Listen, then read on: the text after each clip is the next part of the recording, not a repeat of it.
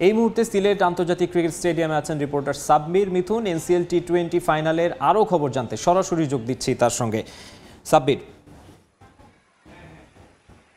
আসলে এমন ফাইনাল প্রত্যাশিত নয়, ফাইনালের প্রত্যাশা ছিল বড় রান হবে, 4 ছক্কার ফুলজুরি হবে গোটা টুর্নামেন্টে যেমনটা দেখা গিয়েছিল। তবে আজ রংপুর বিভাগ টস জিতে ঢাকা মেট্রোকে যেভাবে কোণঠাসা করে ফেলেছে তাতে বলা যায় এই ফাইনালটা ম্যানে একটা ম্যাচ উপহার দিতে চলেছে এবং ঢাকা মেট্রো খুব সম্ভবত 100 রানও হয়তো করতে পারবে না, যা কিনা তারা করে দেখিয়েছিল গোটা টুর্নামেন্ট জুড়ে। ফাইনালে এসে সেখানে আসলে মোমেন্টামটা হারিয়ে ফেললো। পাশাপাশি রংপুরের পেসাররা যেমন শুরু এনে দেওয়ার কথা ছিল তেমন শুরু এনে দিয়েছে। তবে আমি বলছি দর্শকদের কথা, দর্শক খরা গোটা এনসিএল জুড়ে একটা আক্ষেপের নাম ছিল। তবে আজকে কিছুটা বেশি দর্শকের উপস্থিতি লাক্কাতুরা স্টেডিয়ামে ফাইনাল একটা কারণ। তবে আমি কিছু দর্শকের সঙ্গে কথা বলেছি, তারা জানতো না যে আসলে ফাইনাল হবে। তবে যে কনসার্টটা বিপিএল এর উদ্বোধনী অনুষ্ঠান আগামীকালকে এই সিলেট জেলা স্টেডিয়ামে হবে, সেই কনসার্টের টিকিট কিনতে এসে হয়তো মাঠে প্রবেশ করছেন বা শুনেছেন যে ফাইনাল ম্যাচ হচ্ছে, সেই ম্যাচ দেখতে তখন তারা সিদ্ধান্ত নিয়েছে। অর্থাৎ এই শহরে এনসিএল নিয়ে যেমন প্রচারণা হওয়া উচিত ছিল, সাধারণ মানুষ কিংবা ক্রিকেট প্রেমীদের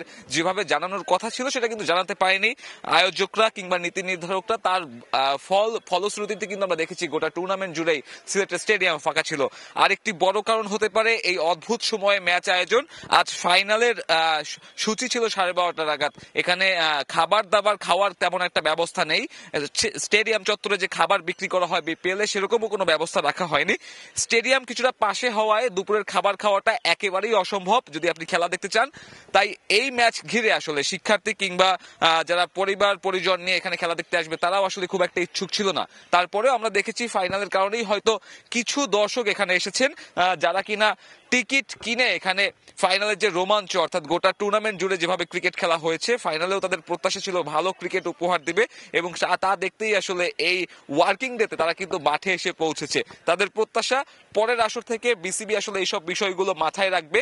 ছুটির দিনে যদি ম্যাচ হয় তাহলে হয়তো দর্শক বেশি হবে। পাশাপাশি এখানে ফ্লাড লাইট সমস্যা যদি সমাধান হয়ে যায় তাহলে কিন্তু রাতের ম্যাচগুলো আরো বেশি দর্শক আকর্ষণ টানতে পারে এবং বিসিবিরও আসলে তেমনটাই উদ্দেশ্য হওয়া উচিত। কারণ টি-20 মার্কারি ক্রিকেটে যদি দর্শক না থাকে তাহলে কিন্তু খেলার আমেজ অনেকটাই হারিয়ে যায় এবং তা যদি হারাতে দিতে না হয় তাহলে রাতে ম্যাচ আয়োজন করাটা খুবই গুরুত্বপূর্ণ। ফ্লাড লাইট সমস্যা সংকট সে যে সমাধান করাটাও কিন্তু আসলে বিসিবির জন্য বড় একটা দায়িত্ব হয়ে যাবে। এছাড়াও বিসিবির সভাপতি ফারুক আহমেদ আজ এই ফাইনালে মাঠে থেকে উপস্থিত হওয়ার কথা রয়েছে, যদিও বা এখন পর্যন্ত তিনি আসেননি।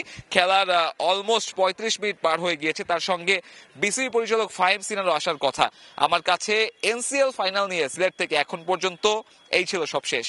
সাব্বির, ধন্যবাদ। নিশ্চয়ই এনসিএল টি-20 ফাইনালে দর্শক, সময় সবকিছু বিবেচনায় রাখা উচিত ছিল বিসিবির। অন্তত দর্শকরা সেখানে যারা খেলা দেখতে গিয়েছেন তারা সেটাই বলছেন। এই এনসিএল টি-20 ফাইনালের মাঠের লড়াই এবং দর্শক খরার বিষয়ে জানাতে যোগ দিয়েছিলেন সাব্বির মিথুন।